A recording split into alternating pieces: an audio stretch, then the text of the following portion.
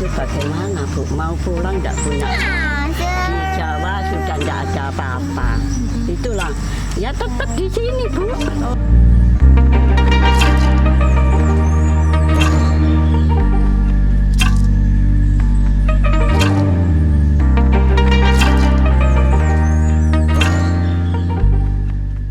Di sini biar mati urip ya untuk kene apa jari sing kuwasa. Iya. Berarti tetap selamanya mau tetap di sini lah ya Bu ya. Untuk mendukung ketahanan pangan di Kalimantan Utara, diadakannya program transmigrasi dari Pulau Jawa ke Kalimantan Utara. Salah satunya di Tanjung Selor. Lokasi penempatan yakni di Satuan Pemukiman SP3, SP4 hingga SP8.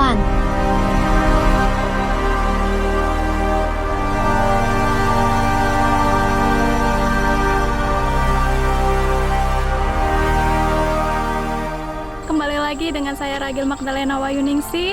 Sekarang saya berada di Selimau 3, di mana Selimau 3 ini merupakan tempat penduduk yang mayoritas adalah seorang transmigran. Nah, sekarang kita akan berbincang-bincang dengan salah satu narasumber kita, yaitu Ibu Jamila yang merupakan seorang transmigran dari Pulau Jawa. Jadi kita akan bercerita-cerita tentang pengalaman selama menjadi transmigran di Kabupaten Bulungan. Nah, sekarang posisi saya sekarang berada di Jalan Sunan Giri, yaitu di Kabupaten Bulungan, Kalimantan Utara. Nah, ini merupakan salah satu lokasi tempat masyarakat yang merupakan masyarakat transmigran. Ibu di sini tinggal sama siapa, Bu? Ya sama anak itu. Sama anak ya. Iya. Jadi selama tinggal di Kabupaten Bulungan nih gimana perasaannya, Bu? Betah aja? Iya. Ya enggak tahu betah enggak betah itu kan. Sudah di sini itu ya. Bagaimana mau pulang enggak punya uang. Oh, seperti itu. Ya Tapi iya. ada niat mau pulang. Ya iyalah. Mau pulang Sambang itu kan enggak punya uang. Jadi ini ya duduk di sini aja. Oh, dari tahun berapa di sini, Bu? Sudah lama. Sudah lama ya? Pak Soeharto itulah. Wih, berarti sudah cukup lama Iya, ya, Bu, ya? sudah hampir selawi gak 30 di sini. 30 tahun gitu. Iya. Itu tujuan utamanya ke sini tuh apa, Bu? Mau ke Kalimantan Utara itu tujuannya apa? Ya tujuannya itu kan untuk apa itu ya cari yang untuk makan itu biar nggak kekurangan itulah. Tadi di rumah saya kan sulit Bu, namanya orang nggak punya itu kan sulit. Tadi diajak ayolah udah golek tanah yang lebar gitu kan, anak akeh gitu. Nanti mau pulang ya nggak bisa ya tetap di sini, nggak tahu. Nggak ada uang, ya cuma lagi kerja untuk makan, untuk apa itu pas-pasan. Iya, cuma mijet-mijet saya. Bapaknya kerja bangunan, nggak tamtu bayaran. Tapi apa sih yang dijanjikan, Bu, pada saat diajak ke sini itu? Ada nggak sih iming-iming penyekel, ayo kita ke Kalimantan? Nggak ada ya? Ada. Memang Ya, niat. cuma niat diajak itu. Oh, niat. Dan memang Ibu niatnya juga ke sini. Iya. Waktu Ibu ke Kalimantan, diajak ke Kalimantan nih, ada nggak sih bayangan-bayangan katanya, oh Kalimantan itu seperti ini? Nggak ada, nggak ada sama sekali Ya gambaran. pokoknya yang penting waras, seger waras, bisa makan itu aja. Pikirannya sudah tua kan? Iya. Gitu. Tapi waktu itu kan Ibu masih muda nih. Iya. Nah, jadi waktu menginjak Kalimantan, apa sih yang ada di pikiran Ibu melihat Kalimantan?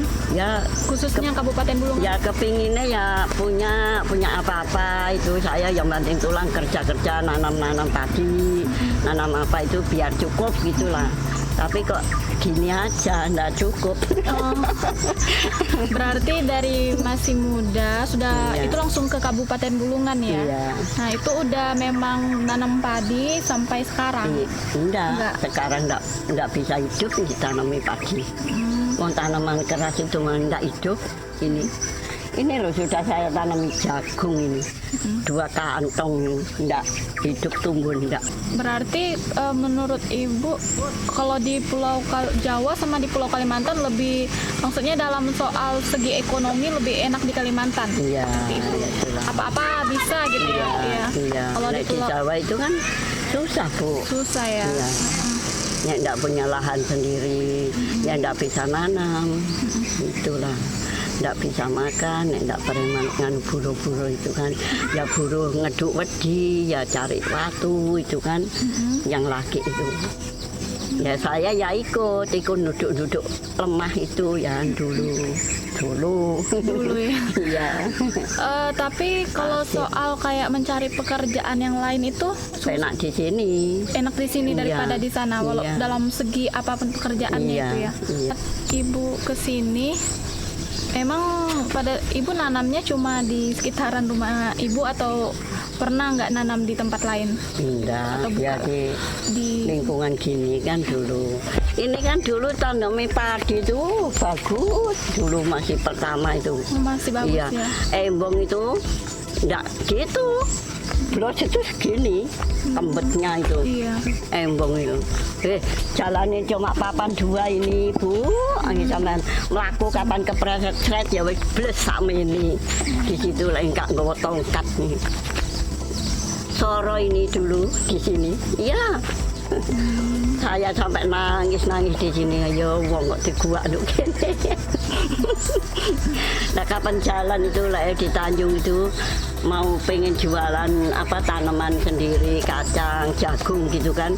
Saya umbal, digendongi, ditaruh di sana, nanti ambil lagi ditaruh di sana, nanti di sana ditaruh di sana di perapatan sana. Itu diumbali terus. Yang dulu itu saya masih muda itu. Berarti waktu itu waktu Ibu masih muda, jadi kayak penghasilannya tuh lancar aja ya, Iya, karena jagung. tanah juga subur Iya. gitu ya. Sekarang nggak bisa, Bu, nggak tahu ini. Tapi itu mulai tanam, maksudnya nanamnya udah kayak mulai nggak subur itu mulai kapan, Bu? Tahun berapa? Udah lama? Sudah lama, Bu. Ditanami sudah berapa kali? 3 kali apa 4 kali itu sudah nggak nganu, Udah nggak nggak ada nanam efeknya. ya. Tapi apa sih menurut Ibu yang berkesan di Kabupaten Bulungan ini? Maksudnya yang memang buat Ibu nyaman juga, Iya. selain kayak mencari pekerjaannya itu gampang, nanamnya itu gampang. Ya itulah. Di Jawa itu cari uang itu kan susah. Susah itu enggak ngeduk wedi sama apa itu batu itu kan enggak bisa makan di sana. Enggak punya lahan-lahan itu. Iya. Ya sugih itu ya enggak. Orang kaya itu kan bisa makan. Nah, orang enggak punya seperti aku ini ya enggak bisa enggak kerja. Menurut Ibu nih, dari banyaknya penduduk transmigran yang ada di daerah ini, menurut Ibu mereka betah nggak sih berada di Kabupaten Bulungan atau seperti apa? Nah, enggak betah itu bagaimana, Bu? Mau pulang enggak punya. Di Jawa sudah enggak ada apa-apa. Itulah. Ya tetap di sini, Bu. Oh, jadi sama aja ya penduduk Iya. di sini. Berarti yang menjadi pertimbangannya karena mencari uang di sana juga susah, Iya. dan memang Ibu juga ada niat untuk pulang, tetapi Enggak ada uang. oh ya uang dari segi Iya. dananya nggak ada ya, Bu. Iya itu. Jadi Ibu ingin pulang kampung, cuma mau bertemu kerabat, Iya. keluarga, tapi mau tetap kembali ke Kalimantan. Iya itu. Oh, cuma untuk membesuk seperti itu ya, Bu. Iya. Tapi tetap hati tetap mau di Kalimantan. Iya itulah.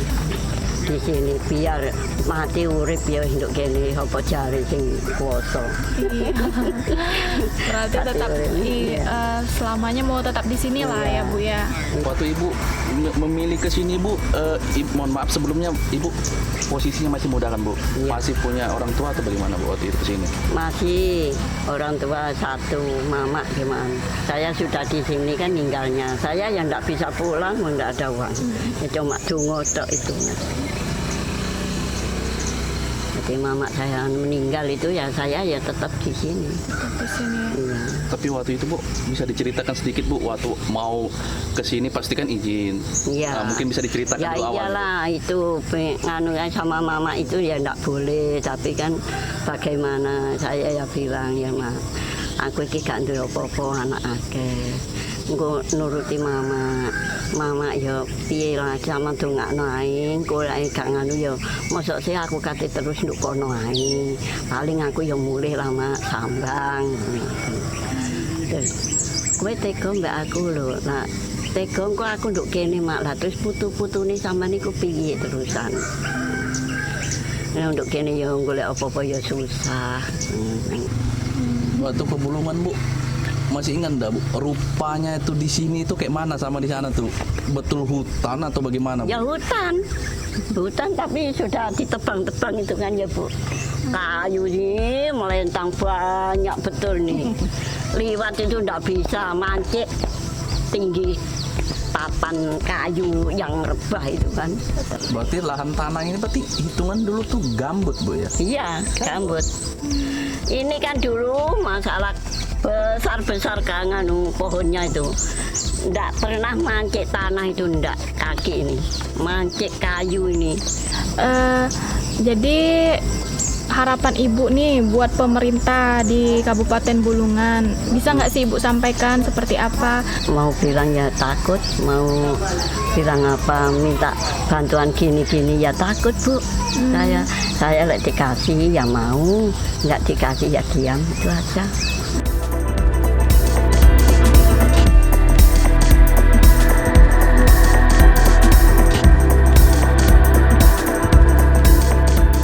Yang saya jumpai di beberapa daerah trans itu mereka sangat kesulitan dan jalan-jalan yang walaupun memang kita menyadari bahwa pemerintah tentunya terbatas untuk terus menyokong hal itu, perlu ada waktu yang panjang. Dan yang selanjutnya adalah bagaimana pemerataan bantuan gitu ya untuk masyarakat lokal dan juga masyarakat transmigrasi. Semuanya harus mendapatkan kesempatan yang sama sehingga tidak ada hal-hal yang tidak diinginkan terjadi. Nah, sebenarnya daerah-daerah transmigrasi ini punya potensi untuk kita kembangkan menjadi desa wisata. Banyak sekali, bahkan semuanya kalau bisa katakan. Karena mereka punya keunikan masing-masing. Mereka punya sesuatu yang bisa berpotensi untuk meningkatkan PAD, pendapatan asli daerah ya, ke Kabupaten Bulungan dan Kalimantan Utara. Cuman sampai saat ini saya memahami kondisi pemerintahan kabupaten dan provinsi yang masih sangat dengan segala keterbatasan yang ada seperti itu ya, apalagi provinsi kita yang masih sangat baru. Jadi kalau seandainya ke depan ini bisa kita kembangkan, maka kita tidak perlu harus mengeluarkan dana untuk kemudian membuat satu tempat wisata. Kita cukup mengembangkan masyarakatnya di desa-desa tersebut, kita mengembangkan skillnya di bidang pertanian dan mengembangkan produk-produk lokal mereka, maka kita tinggal mengundang masyarakat yang ada di kabupaten lain untuk jalan-jalan ke sana. Kita ngadain event di setiap daerah-daerah yang mengadakan. Misalnya nih, satu daerah Sepunggur misalnya, ini merupakan desa satuan pemukiman yang sangat baru kalau nggak salah 2019. Tapi sebenarnya kalau kita ke sana ada saja tempat-tempat yang bisa kita kunjungi untuk merefresh pikiran kita gitu. Ada tempat-tempat yang bisa kita nikmati di sana. Jalan-jalan ke sana disertai dengan berbagai macam suguhan makanan tradisional di sana. Jadi itu menjadi satu tempat wisata baru. Di sana banyak air, di sana banyak ini kita kembangkan menjadi wisata air di sana. Jadi itu yang belum mungkin saat ini menjadi tugas pemerintah dan masyarakat untuk mengembangkannya.